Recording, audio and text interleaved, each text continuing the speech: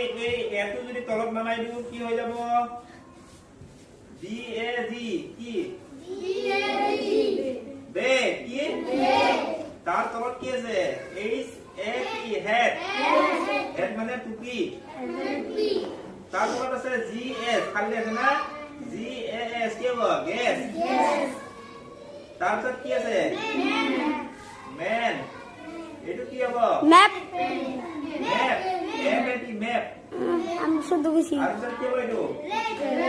আর এটি রেড হয় না হ্যাঁ